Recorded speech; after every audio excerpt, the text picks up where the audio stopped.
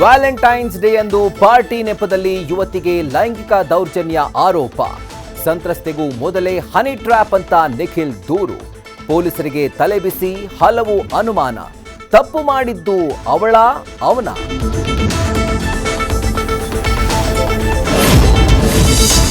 ಶಾಲಾ ಕಾಲೇಜುಗಳಲ್ಲಿ mobile ban ಬಗ್ಗೆ ಚಿಂತನೆ. ಸಾಧಕ ಬಾಧಕ ಅಧ್ಯಯನ ಮಾಡಿ ಕ್ರಮ ಎಂದ ಪರಮೇಶ್ವರ್. ಮಕ್ಕಳಿಗೆ ಮೊಬೈಲ್ ಕೊಟ್ರೆ ವಿದ್ಯಾಭ್ಯಾಸದ ಕಡೆ ಗಮನ ಇರಲ್ಲ ಅಂತ ಸಮರ್ಥನೆ.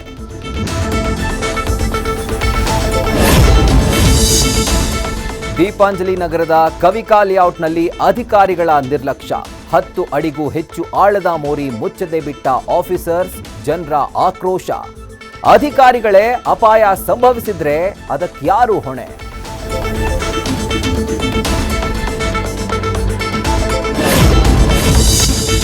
ಬೇಸಿಗೆ ಶುರುವಾಯಿತು ಅಂತ ತಂಪು ಪಾನೀಯ ಕಡೆ ಮುಖ ಮಾಡೋರೆ ಎಚ್ಚರ. ಕಲ್ಲಂಗಡಿ ಐಸ್ ಕ್ರೀಮ್ ತಿನ್ನುವಾಗ ಕೃತಕ ಬಣ್ಣಗಳ ಬಗ್ಗೆ ಇರಲಿ ಗಮನ. ಹಣ್ಣಿನ ಸ್ಯಾಂಪಲ್ ಟೆಸ್ಟ್ ನಡೆಸಲು ಆಹಾರ ಇಲಾಖೆಗೆ ಸೂಚನೆ.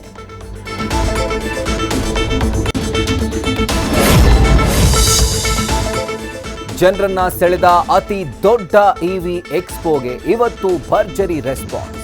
ಕೊನೆಯ ದಿನದ ಎಲೆಕ್ಟ್ರಿಕ್ ವಾಹನಗಳ ಮೇಳಕ್ಕೆ ಸಾಕ್ಷಿಯಾದ್ರು ಹಲವು ಗಣ್ಯರು.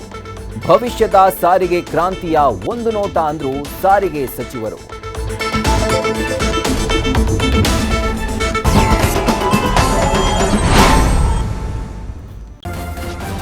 ನ್ಯೂಸ್ ಫಸ್ಟ್ ನಿರ್ಭೀತಿಯಿಂದ ನಿಮ್ಮ ಪರವಾಗಿ.